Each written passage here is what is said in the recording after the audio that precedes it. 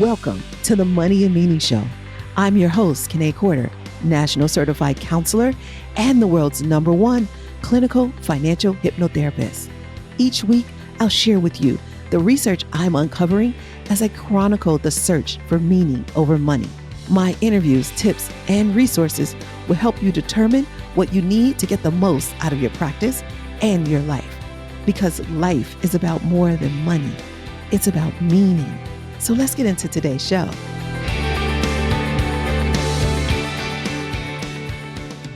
Well, welcome. Oh my gosh. I say well because this is going to be a full episode. I'm going to try my best to pour into you because this subject, overcoming burnout, guilt, and greed, is serious. It's heavy. I'm going to try to have some fun with it. But if you're feeling burnout, if you are feeling some guilt and even greed, it's likely that it is weighing heavy on you. And I want to lighten that for you. What I'd like to do is give you some tips on how to overcome it. And I want to first let you know that I feel you, I hear you, let you know where it's coming from. Why are you feeling this? And then kind of give you some tips and tools. So let you know I hear you. You're not alone. Give you some tips, but also I want to share my story. And it's something that I've discovered lately. And when I say lately, I mean over like maybe the last 6 months. And it's because I have felt burnout, guilt, and greed.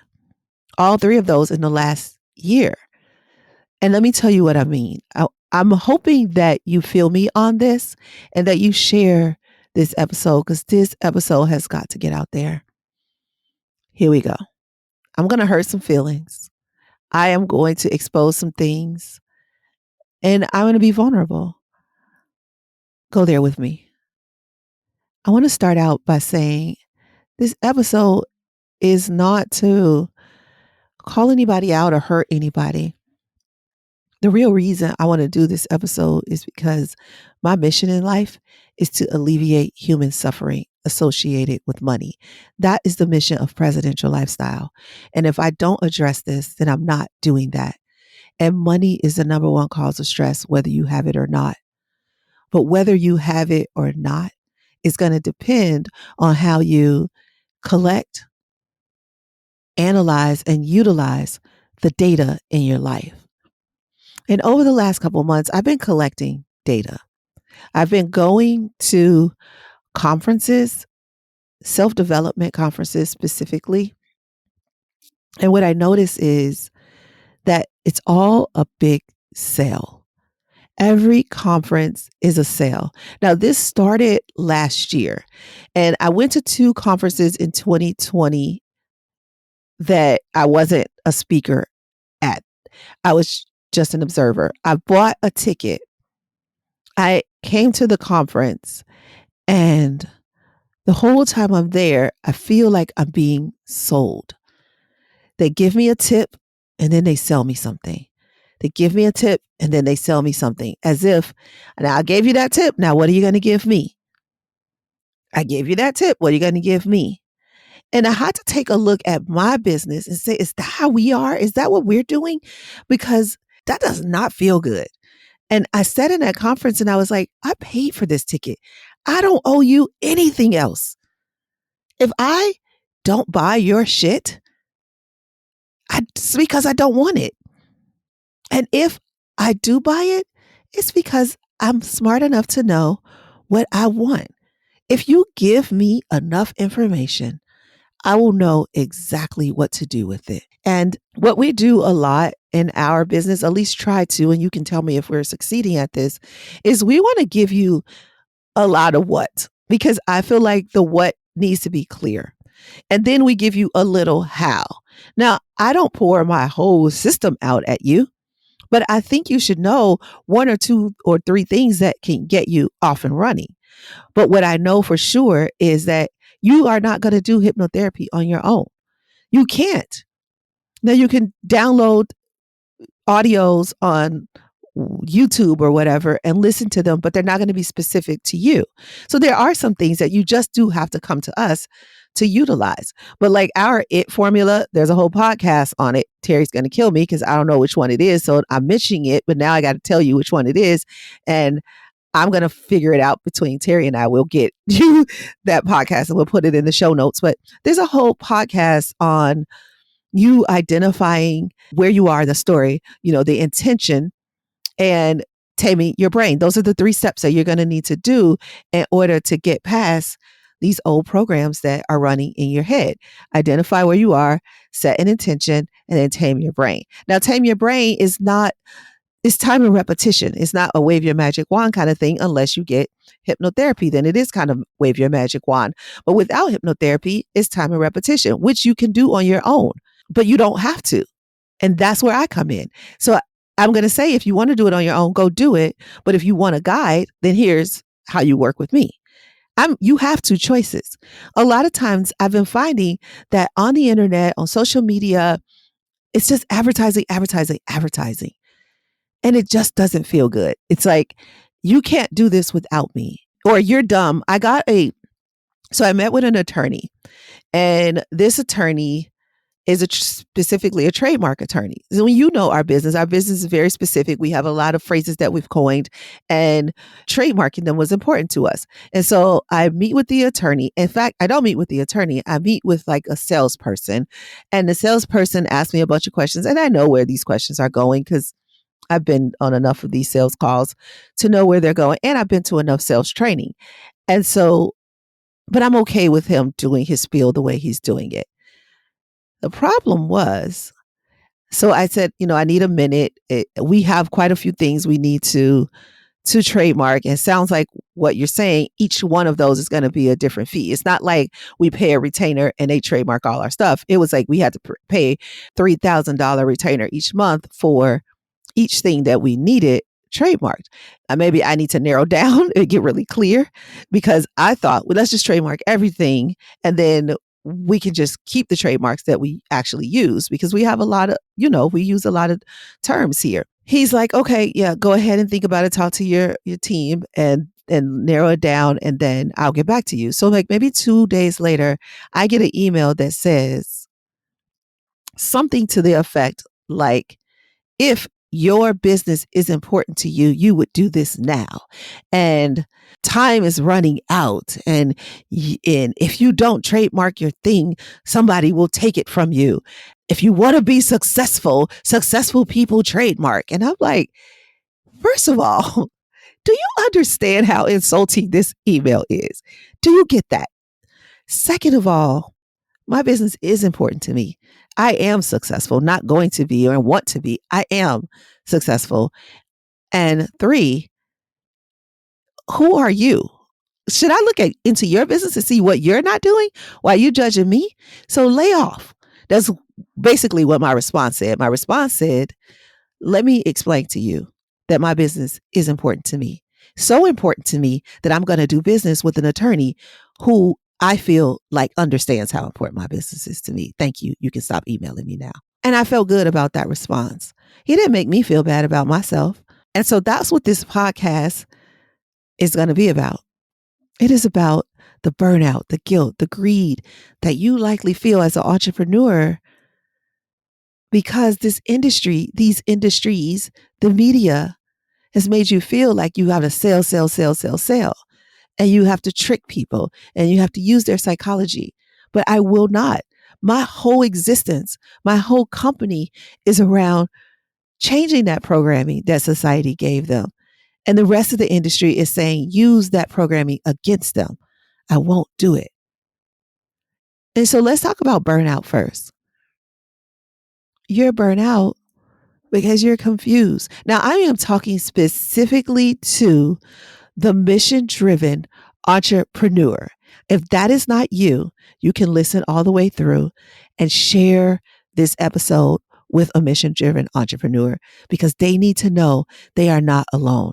I have had so many one-on-one conversations with the mission-driven entrepreneur who just says, I just don't like doing it this way. And I'm saying to you, you don't Have to. So let's first look at burnout. Burnout is killing your mental health because you're work, work, work, work, work, work, work, work, work. Wake up and work is how my assistant hypnotherapist Marissa, that's what she said. Wake up and work. Wake up and work. Right. As soon as you open your eyes, you're already trying to solve some work problem. You're not thinking about meditation, exercise. You're not thinking about your. We juiced it. Now we're starting to juice, Jason and I. So when I wake up in the morning, I'm thinking about which juice we're going to have. Is it going to be grapefruit? Is it going to be pineapple? Is it going to be, something else? Beet. That's what I want to be thinking about in the morning, not trying to solve some work problem. I want 2 or 3 hours to myself in the morning. What do you want? Do you want to spring out of bed and get right to solving somebody else's problem or even your own business problem? No, but we have burned ourselves out thinking we have to take on the weight of the world in order to be great and successful. Like you're not successful unless you are working long hours. Somebody's going to have a 16-hour conference and meeting and meeting and all the things where you can't enjoy life. Now, some days will be like that. The month of April was extremely full. May, June, they are full, but not as full as April was. But July is going to be lighter. August, lighter. September, lighter. October, even lighter. November, lighter. And December, even lighter. So even though there are some months in the year that are big for us, there are many months in the year that are not big for us. They are slow for us. January and February are historically slower months. So you got to start collecting this data and start to see, where am I burning myself out? Where am I doing more and not relying on allowing, doing more than allowing? Because the burnout is not your fault. You're probably comparing and competing and trying to keep up with the people around you who are not even running the same type of business. If you are a mission-driven entrepreneur and you're comparing yourself to a money-driven entrepreneur, that's not a good comparison. They're willing to do things you're not willing to do. They're willing to lie. Are you? They're willing to trick. If you're money-driven, yes, I am talking to you. You know you have lied. If you've just been money-driven, and for some of you, you don't want to be that way anymore. And so you've given up everything. You've given up your health to get money. You've given up your relationships to get money. And sometimes you've even given up your dignity, your values to get money. Stop doing that. And if you're a mission-driven entrepreneur and you've been doing that, you probably feel so heavy right now. The guilt is weighing on you because the greed is not you. But this industry, especially the self-development industry and just the sales industry, now everything is about the sale and the funnels. Every single company has a funnel. We don't call it a funnel at Presidential Lifestyle. We call it the client experience. What is the client experience like? I completely understand that some of you are just going to listen to my podcast, and that is as close as we're going to get. And then some of you are going to come to the pop-up hypnotherapy, and I get to get a little taste of who you are. Others are going to jump into the Prosperity Club. And then those companies that we get to work with, we only work with a few companies intimately, but those 3 or 4 or 5 companies that we get to work with closely, where we are doing hypnotherapy for the CEO and group hypnotherapy for the employees. And we are building a database and a dashboard. And, we're really getting into your company. Those few companies that we get to work with, that's only going to be 4 or 5 people, at the most 10, but we don't even want 10 clients. And so that's another thing you have to realize. So with greed, we could say, oh, let's take on 10 clients, but we have a certain lifestyle that we want to live. And if we take on 10 clients, that means hiring more people. Hiring more people means a certain amount of responsibility.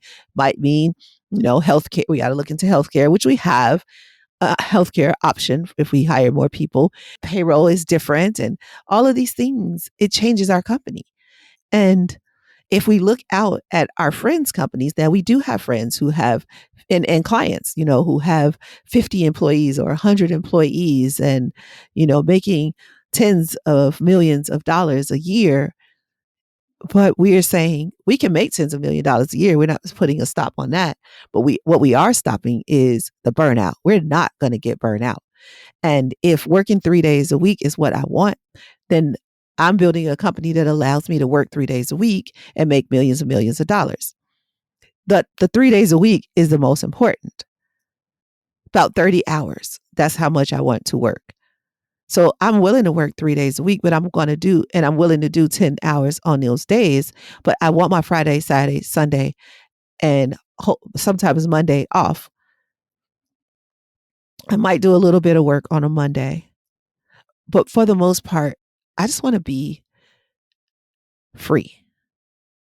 I don't want to burn out because that weighs too heavy on my mental health. And when it weighed heavy on my mental health, you know what happened next? My body started to break down. So I didn't have the mental health and I didn't have the physical health just because I was burning myself out because I was working. And every time, aside from work, every time somebody would call me and say, can I borrow? Can I have? Can you help me? They were getting my time. They were getting my energy. They were getting my money. And I didn't have enough for me and I didn't have enough for the people I really wanted to pour myself into because I love pouring myself into my clients, my patients, my members. But I have a close little family too. My mom, my dad, my sisters, my brothers, nieces and nephews, my grandchildren, children. And so as a daughter, my role as a daughter, I take so seriously. I love that role. It is the best thing to be an adult daughter. Like, I just love it. If I work, I don't get to be the daughter I want to be. I don't get to spend time with my mom and dad because they kind of work a lot too. And so, but if I'm an example and I take off work, I kind of force them to take off work because they want to spend time with me too. We like each other. And so the burnout got in the way of me being my wonderful daughter self. It can get in the way of me being a great mom. It can get in the way of me being a great grandma. Did I just say grandma? Oh my God. BB. That's what my grandson calls me. But I'm just using that word for the sake of you guys understanding. But from here on is BB. Okay. Just saying. So something is pushing me to go back to so that's the burnout. And I'm going to wrap that up right there. And I'm going to leave that. And I know it felt like I stopped abruptly, but you know me, I follow the universe. So let's go back to the greed. So I want to talk to my men because a lot of times my men, they want to be mission driven, but they were raised to be money driven. And the guilt they don't have the guilt because they were told to go after money. You got to buy your mommy a house or, you got to get that money so you can get a great wife, right? A pretty wife, a beautiful wife, a loving wife. You got to get the money. If you want a good woman, you got to have some money so you can take care of that woman, right? That was what you were taught. And so it's not your fault that if you feeling this greed, it's not your fault because you were programmed that way. But it is your responsibility to let it go. It's totally up to you whether you stay on this path to greed any longer, even though you know it is hurting you. It is hurting you. It's coming between you and your wife. It's putting a big burden on your life. You don't even like your life. Yes, I did notice that wife and life rhyme. Yeah. You don't even like your life. You don't. And you won't admit it. I remember sitting in the office with a guy and he's complaining. And I'm the type of therapist or hypnotherapist that I'm pretty directive and straight to the point. We're not going to be in therapy for 3 years while I let you discover your pain. I'm not doing that. I'm a surgeon. So I'm just going to get right to it and I'm going to tell you what needs to be removed. And so he sits in my office and he complains. And I said, here's the problem. Let me just point out what you're dealing with. You don't like your life. You don't like your wife. And you don't like your children. Yes, I do. Why would you say something like that? That's horrible. Blah, blah, blah. I can't believe you're saying that. I said, hold on. I didn't say you didn't love them. You love them. You take care of them. You support them. You provide for them, all of that. But you don't like them. And because you don't like them, they don't like you. And he was so angry with me, so angry with me. He said, "Oh, I can't do this. I'm not doing this with you, Kanae. This is my last appointment." I said, "That's okay. That's fine. But at least you know now. You can go work on that with or without me." So, because I stand on mine, I know this work. I've been doing this work long enough. Since I was 15 years old is when I first started in this industry, me doing self-development work on myself. And then later I started passing it on to other people, first for free and then for a fee. So he says that, and I stand on mine. I stand my ground. And a couple of weeks later, he sends me an email. He asks, "I don't know if you're willing to work with me again. I know I said I was done with you, but you were right. I realize I don't like my life. And it has come to a point where I don't like my life, my wife, and my children. But I also know that I made them that way." And he was able to be vulnerable, and he poured out his heart to me in that email. And of course, I was willing to work with him. I'm not the one who I didn't fire him. He fired me. So I was like, "Yeah, I'm willing to work with you if you're willing to do the work." And he was. To me, that was like, I don't mind a client firing me. People get their feelings hurt and they get all upset and ego comes in. I know why he fired me. I struck a chord. It was a low blow, but I had to let him know. And by doing that, it just took us a couple of weeks to get to the answer rather than a couple of years. But I know therapists, I know coaches that won't get you to the answer quickly because they're thinking about their bottom line. I don't mind getting fired. In fact, I kind of look forward to it. But that means that I might not make as much money as the next therapist or hypnotherapist. Now, we have a premium service and we charge what we're worth. We are not the highest price company out there. We're not the lowest either, though. But we're priced for the lifestyle that we want. And we're appropriately priced for the mental health that we want. I know that every single person I work with leaves feeling like they got their money's worth. In fact, they usually feel like they got more than their money's worth. And a lot of them say this was priceless. Like, I can't even tell my life story without telling about how you changed my life and my business. Like, those are the kinds of things that people tell me. That's why I do this. But I know if I would have charged that person more money than they really could have afforded at that time in their life, that they would have been more focused on that I took more than my fair share. And I'm not robbing. My job is not to rob you. My job is to feed you, fill you up. And if I take more than my fair share, which is what is happening in the world today, it's all about money. And people are preying on other people's pain. Now, our service, if you think about it, you might go to therapy for a really sought after therapist. You're going to pay about $250 an hour. For a really sought after hypnotherapist, you could pay up to $500 an hour. And so if you multiply that by every week you go see, I've had people who come to me twice a week in the beginning, in the early years. And if you come twice a week to a therapist, pay $500, or even if you come once a week, pay $500, it's a significant amount of money, right? And that's going to happen because you're going to take your time and figure out what's wrong and where you need to adjust. But just in that 1 year, you could spend about $20,000. And so just imagine if you're going to that therapist for 2 or 3 years. And even on the low end, let's say that's a $250 an hour therapist, you're still spending about $15,000 a year if you go every week and keep it all up.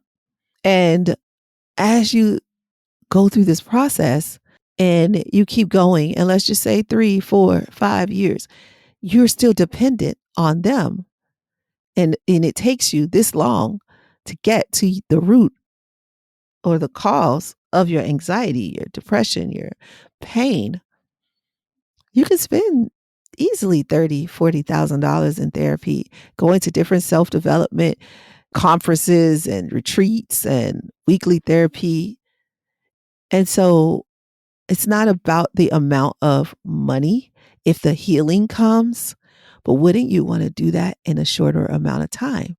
And so if you're going to be willing to invest your time, is the money more important? Is your time more important? So the people that I work with, the mission driven entrepreneur that needs to get back to their business quickly, usually wants to make a big shift in a short amount of time.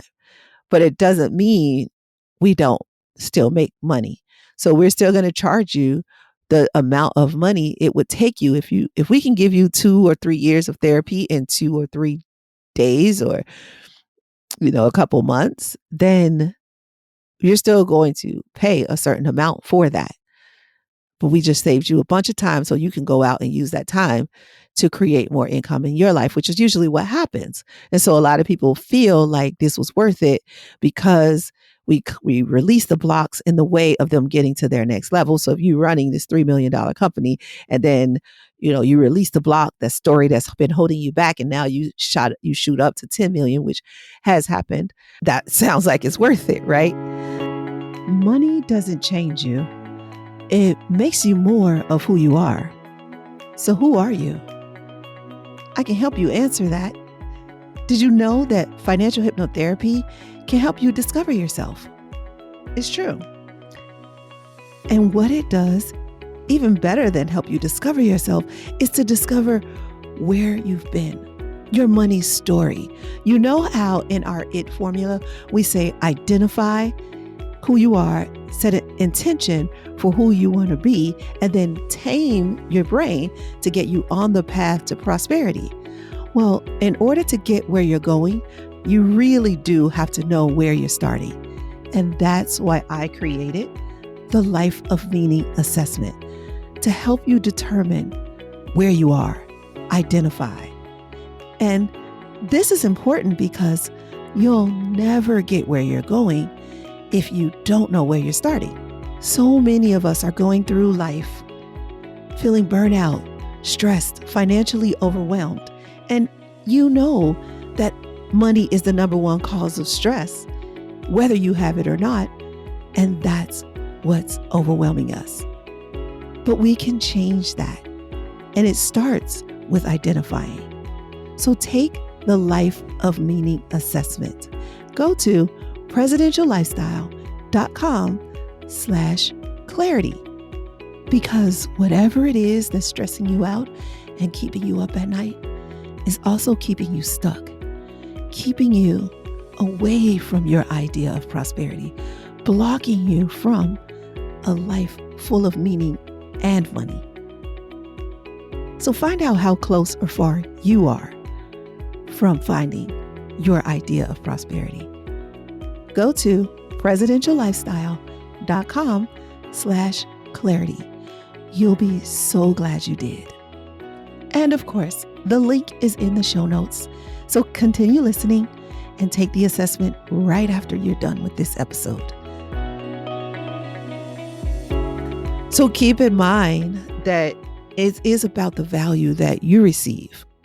But going back to that greed, and I know that this episode is jumping around, but I am going to tie it together for you. I just want to let you know that I see you, that I know you're going to conference after conference. I know that you're looking at everybody wants to sell you something.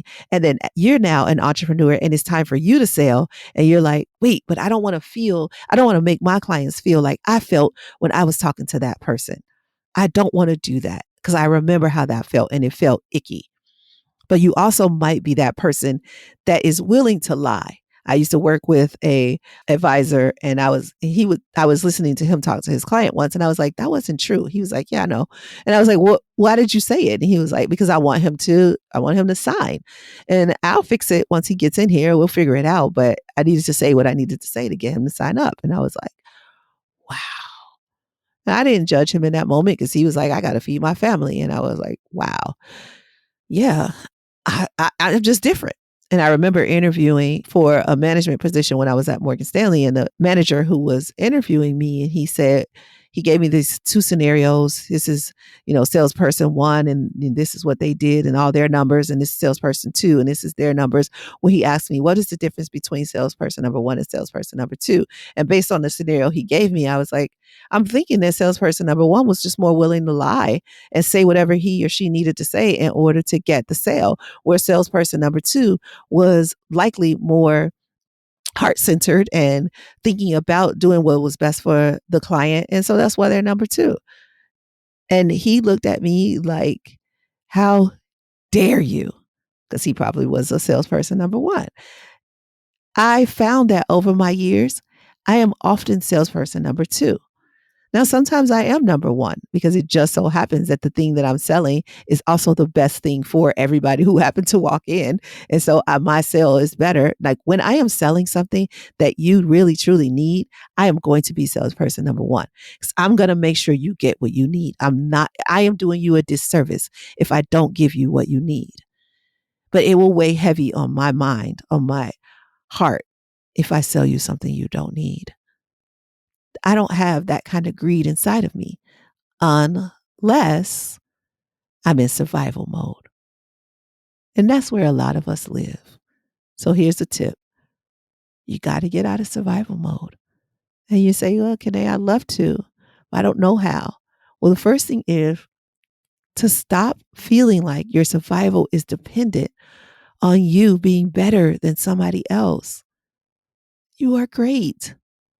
But if you see yourself as less than because Susie or Bob has more, it's likely that you have just as much as they have.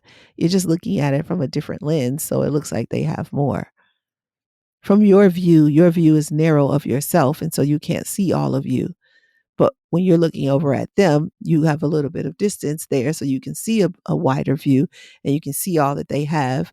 But you also could be wrong because maybe they have more money than you have, and you have more love in your life, and that's worth something. Maybe you have more health. Maybe they've stressed themselves out to the point where they can't even think.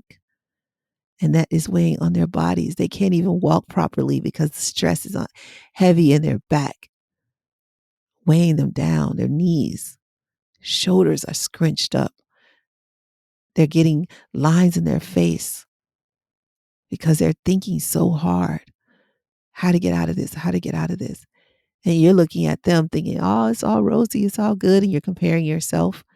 And now you're lying and losing your dignity and your values because you're trying to keep up with them. And that's just not what it's about. Stop trying to keep up. What is success to you? When are you going to be successful? I once said that I would be successful when people were saying, Kanae said, and Kanae said, and Kanae said.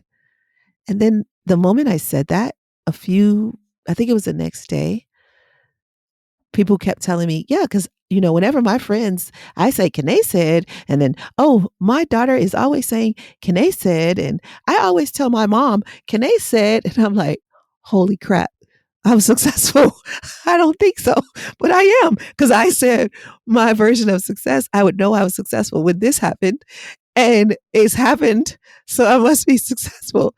But thank goodness to the universe for showing me that. Now, I could have fought with the universe and said, well, no, I still don't have enough money, and this person has more than me, and they drive this car, and they have this house, and they have a husband, and they have this. But I didn't. At the time, I wasn't in a relationship. At the time, my business was just like 2 years old. So, entrepreneurs out there, what a 2-year-old business is like. And so it was a grind, and I didn't feel successful, but that's what I said success meant. And so I had to start feeling successful in that moment, the moment I found out. And that felt so good. It felt so good to just finally say, oh, wow, I am successful. Because the money is not what's going to make me successful. The money is just a byproduct of the success. And the moment I every time I feel successful, I get more money. When I don't feel successful, I put blocks in front of my money when I start comparing and competing. So your greed comes from your programming. Your programming gets solidified into a belief because you have worked yourself to the bone, burned yourself out. You wake up and work, and that's all you know how to do because you were told that was how you were going to get to be successful or wealthy. But there's so much happening underneath that is important to you that you're not successful at. So you're not greedy with love. You're not greedy with health. You're not greedy with fun. You're just greedy with money. And money doesn't do anything. And yeah, The Grant Cardones of the world say, oh, but you need money in order to be happy. And he is wrong. So share this episode with him. He is wrong. You do not need money to be happy. You can be happy and poor. You can be happy and broke. You can be happy and rich. You can be happy and wealthy. None of these things, you don't need one for the other. Now, if you have a certain amount of money, you can relieve your stress faster. You can get the things that make you happy faster. You can get more of them, but getting more of them doesn't ensure that you're happy. If you don't know how to be happy, getting money is not going to teach you that. You're still going to need to learn how to be happy. Do you hear me? If you get money and you don't know how to be happy, money is not going to teach you that. You're still going to need to learn how to be happy. And so now you're going about life and you're going about life and you're getting this money, you're getting this money, you're saying whatever you need to say in order to get it. And oh, shoot, now you feel guilty.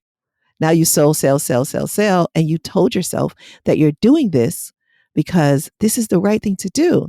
I have a great product. I should sell it to everybody. But let's be honest, there's a target market out there that your product is right for. And then there's these other people that could use it, but they might not use it to its fullest advantage. And then these other people who really wouldn't know what to do with your product if they had it. So stop selling to those other two people and only sell to those people who fall in your target market, the people who can get the absolute most out of your business, and you won't feel guilty.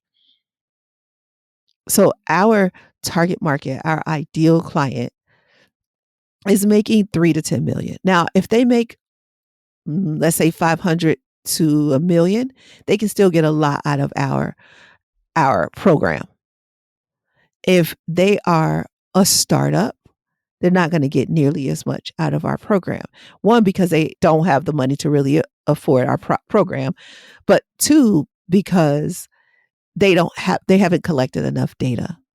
And my program is data driven. And so I need you to have a certain amount of data so that we can scan your life and try to find where it is.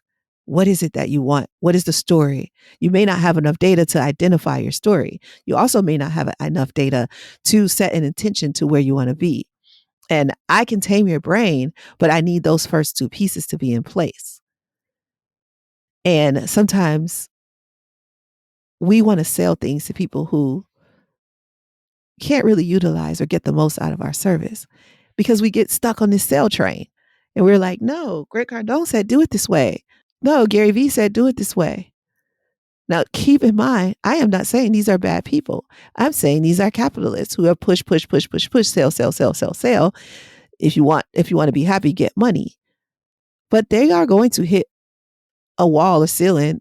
Something is going to shake them and wake them up and say, this guilt is too heavy and it's burning me out, because this is a circle. The burnout, the guilt, greed is all on a continuum, and you keep going. The greed makes you burn out. The burnout makes you feel guilty. The guilt makes you feel burnout. It's like all on this continuum. And eventually the greed is going to make you sick mentally and physically. And so I'm appealing to your mental health right now. I'm asking you to save your mental health. Now, I just went on a tangent. I didn't look at my notes at all. And I guess you can probably tell that I was just freestyling and telling you what I was feeling because it was heavy on my heart. So I'm doing this episode about burnout, guilt, and greed because this is what moves me. This is what wakes me up in the morning. This is what keeps me up at night. A lot of times guilt is about maybe the past, what you didn't do, should have done. And a lot of times we feel guilt in the present because this present moment is reminding us of a past moment. A lot of times greed is for us focusing on the future. Got to get more, got to fund that future goal, got to get more. You just have to think about it. What makes you feel guilty? It's coming from you not aligning with your true value. So my tip is for you to get really clear. I'm talking about really clear on what your values are.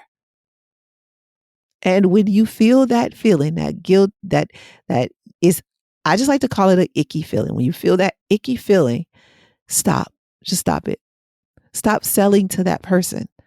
That person is not your customer. That's somebody else's customer. Can you say that for me? That's somebody else's customer. So here's another tip. What thing we do is, I used to have this saying, some people, this was another business, but they would say, try to negotiate on my prices. And then let's say they just said, oh, I have $100. What can you do for me? My answer, refer you to somebody else. And I was okay with that. This is the price of my service. You're not going to negotiate on my price. If I decide I want to work with you so bad that I'm going to give you a special offer, that's a decision I make, because sometimes I see that people really are hungry. They're right there. They're ready for change. If they are a 10, a motivation, like I am so ready to change, I'm a 10, I would do anything, and they just don't have the exact right amount of money, I am going to make some provisions for them. It might be a payment plan. It might be a discount, a special offer, but they absolutely have to be ready. I'm not making a special offer for somebody who's not my target market. No, I'm not doing that. It doesn't make sense. And so referring them to somebody else is the very best thing that I can do for them. Now, maybe I have an affiliate program with that person, and so I get a percentage, or maybe I don't. But what I do is I save some space in my life, in my mind, in my mental health, in my business. If I take on that client, it's just going to weigh me down because they're not right for me. And our relationship is not going to be pure. They're going to figure out that I wasn't right for them. And they're not going to get enough out of it. And I'm not going to give them what they need. And that's going to make me feel a little bit of guilt and greed. So stop working with people who are not your target market.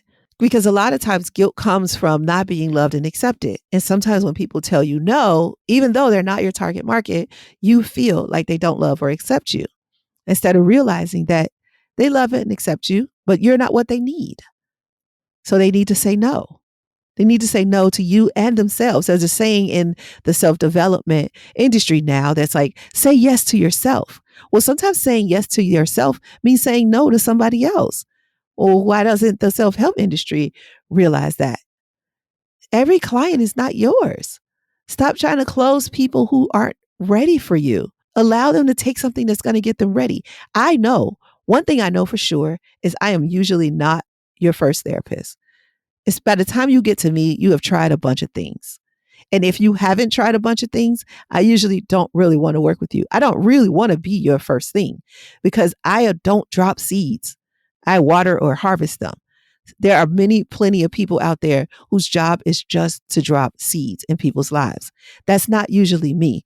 And that's why I'm okay with you listening to all the free podcasts or coming to all the free hypnotherapy sessions, because that is me dropping seeds. And I know by the time you and I get together in the same room or on the same Zoom, I rhymed, it means that you're ready.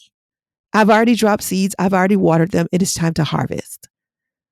I'm okay with you getting your soil nurtured. I'm okay with nurturing your soil, but I'm going to do it on my terms, which is this podcast and my pop-up hypnotherapy. I am not going to nurture your soil in my program. I am not going to let you pay all of that money just to nurture your soil. I know that that's not enough. And then I'm going to feel guilty or greedy if I do that. And my team has watched me turn people away. My team has watched me also say yes when I should have said no. And they watched us suffer for that. And we learned from it. And they've watched me learn from it. And then they watched me come back and say, we are not doing that again. Right? I don't mind firing a client. I'll give you your money back. We have given refunds. If somebody takes a sneak peek and they don't take so you can come and visit the Prosperity Club. You can also you can do a one-on-one hypnotherapy session and you get access to our library. If you're not doing the things, like I did a speaking engagement, there were 20 people that signed up and 2 of those people never booked their session. We reached out to those people and we were like, hey, book your session. You haven't booked your session. We don't want to just take your money. And so one of those people eventually followed up with us and booked their session. The other person didn't. And so we refund their money because I don't want to hold on to your money if you are not going to move. Do something. It doesn't make me feel good to just make a bunch of money and not help anybody. My money, my program makes a difference. And if I take your money, it's because I know I can make a difference in your life. And that's what you should be doing. And so if you have gotten focused on just the numbers, like, oh, get the highest number, close the most deals, have the most money, but don't make the most difference, shift your focus. And you can do that by getting people around you who do that. Now, I have plenty of greedy people around me, plenty of people who are just doing this for money. I don't let them corrupt me, though. I try my best to corrupt them with making a difference. Right? It could be that your price is too low and you need to raise it. It could be that your price is too high and you need to lower it. It could be that you're just not giving enough value. It could be that you're doing so much that you're not all the way dialed in. It could be that you're distracted. It could be that you don't even like this business anymore. You probably need to sell it. It could be that you need to innovate. There's so many reasons why you're feeling guilty, greedy, and burnout. I'm just giving you some of them. So explore them. When you have greed, it's usually because either you feel like you have to get more than your fair share. Maybe you have a void that you're trying to fill. Maybe you're trying to show off. Maybe you're comparing yourself to some other competition. And they're not even you, but you're comparing yourself to them. There's a virtual mentor. He's a virtual mentor, but I also know him and have spoken with him face to face, and I'm going to be on his podcast. His name is Brad Lea. And Brad Lea and I speak the same language. He says a lot of the same things I say. He hangs out with the Grant Cardones, the Ed Milet's, the other guys like that, you know those names, that have planes and boats and all the different material things. And a lot of times when I'm talking to Brad or about Brad, then I say, I make sure that he knows, or that people know, the difference between him and the others is that he's heart-centered. He's going to make sure that his people are getting exactly what they want. He is not pushing to sell you something that you don't need. And he will even ask you, is that too much of a stretch for you? Is that a problem? If you buy this thing from us, is that going to put you out of business? Okay, well, let's figure out how to get your income up so you can buy it. That's what he said. I heard him say those words. I heard him on a sales call before, and he asked the guy, what would it take? Like, what would make this a sale for you? And I think the guy, talked about the price and wanting a little bit off of the price. And he says, sure, I could get you this off of the price. And this is what I would need for you in order to do that. So it was a negotiation. Yes, he did allow that guy to negotiate on his prices, but he still got what he needed. He was able to say, I can do this, but I need this. Can you do this? And I can do this. Okay, then we both walk away with what we need. And that's all that matters. So I want to kind of wrap this episode up for you because I've been going. But your pricing is going to affect your mental health. Whether you're pricing yourself too high or too low, you're either going to feel guilty or greedy. So get your price right. And price doesn't have anything to do with self-worth. It doesn't have anything to do with self-worth. Find a good product, sell it to the people who need it, solve a problem, and live your purpose. That's what it's all about. But you got to understand yourself. You got to know your purpose. You got to understand your people. Who is your person? Understand them. Get to know them really well, intimately. You don't have to work hard for them. You work well for them. Yeah, work well. You don't have to have fear that there are not enough out there. Did you know that there are billions of people in the world? I'm sure you can find 1,000 or so to do business with at the right price, doing the right thing, giving them what they need. You can still be a multimillionaire and work with the right people. And then just start to make a name for yourself. Become the authority in your industry. And you can do that by, collecting the data and sharing it. Share. Share all as much as you can. Just share it because you're really not sharing that. You're not charging for the information. People can get that information anywhere. What you're charging for is access to your expertise on how to use that information. Yeah. Thank you. I'm glad you got that. And that's where I'm going to stop. You are not charging for information. That information you have, that is no better than anybody else's information. Les Brown already said that. Tony Robbins already said that. IBM already said it. Yes, you might have an innovative product, but stop trying to sell information. Information is free. Education costs. What you're selling is the education, what you've learned, your expertise on how to use that information. And if they want to take your information for free and go out and try it themselves, let them. Let that trial and error happen. I love trial and error. Go for other people, not for me. Go out and try it. And then when you come back, you'll see. I'll show you. I'll guide you. I'll walk you through. But like I said before, I'm not planting a seed. I'm not charging you to plant a seed. And so I want to give you that. Your information is not that valuable, but the education that you have is. And there's a certain type of person that needs it. Find them. Stop working so hard to serve everybody. Stop being greedy because you want to sell everybody on your idea. And then you won't feel that guilt. Get your mind right. Your mentality, your conscious brain is in the way. Go down deep to your subconscious. Clear those stories.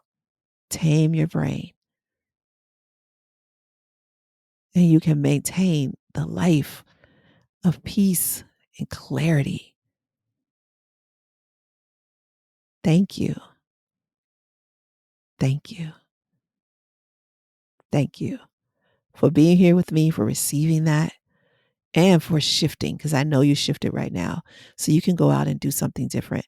You can help me with my mission on alleviating human suffering associated with money. You do things differently, the world will change for you. And I'll see you next episode. Thank you, my Pros Pros. Hey there. I know you want to become a prosperity pro. And one of the ways to do that is to take our money mentality quiz. Now, at Presidential Lifestyle, we call your money personality your money mentality. And we've learned that your money mentality is your money reality, whether you deserve it or not. Now, in my years of clinical practice, I've found there are 7 money mentality types. Do you know your money mentality? Well, you should, because not knowing it could be holding you back from getting to your next level financially. Maybe you're a spender or a saver, or you could be an enthusiast or a hero. Now, I know you may not have heard of the last 2, but if you take the quiz, you'll find out your money mentality. It's easy, fun, and only takes 3 minutes because you already know all the answers. Take the money mentality quiz. It'll help you name your money personality so you can tame your thoughts, feelings, and actions around money. So go ahead, take the quiz. The link is in the show notes, and you might even want to share it with a friend.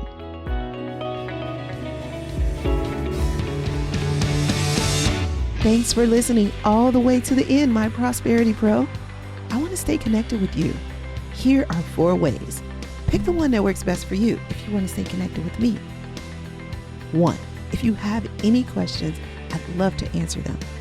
Send them to podcast@presidentiallifestyle.com. I'd love it if you would make a 1 or 2 minute audio message and attach it to an email. That'd be the easiest way for me to get it. Ask me anything about creating a life of meaning over money, and I'll get you an answer. Remember, the email address is podcast@presidentiallifestyle.com. 2, subscribe to this podcast and share it with your friends, because you guys might want to have a discussion about it, especially if they're a CEO who wants to shift from the old American dream to a life of meaning. 3, we try not to have any sponsors on this show unless they are truly in line with our values. I mean, really a good fit. So that means we fund this podcast ourselves. I'd like you to take a look at our resource page to see if there's any products or services that we recommend that are right for you. If not, no worries, maybe later. If so, please use our affiliate link to purchase. Thank you in advance for doing that. You are such an amazing person. Okay, 4 and last. If you want to know what's happening over here at Presidential Lifestyle, and you want us to email you the update, then go to presidentiallifestyle.com/blog/now. And you'll see the current updated blog for the week, but you'll also see a link to subscribe to that blog. We can email it to you if you like. That's presidentiallifestyle.com/blog/now. Don't worry, you don't have to remember that link or any links. They're all in the show notes. Oh, and I forgot to say, if you're enjoying this podcast, go ahead and leave us a review and tell us how much you're enjoying it. And now for the legalese. This podcast is not to replace professional counsel. The best advice is from a professional who knows you and your specific situation. The topics discussed in this podcast are general in nature and for informational or entertainment purposes only. We encourage you to meet with a professional that you can discuss your specific situation with. Whether you choose us or someone else, one-on-one counsel is important, whether it's a financial, therapeutic, legal, or other decision. So that's all for now. I'll see you next episode. And remember, you can have wealth in all of its forms. Believe it, and you'll soon see.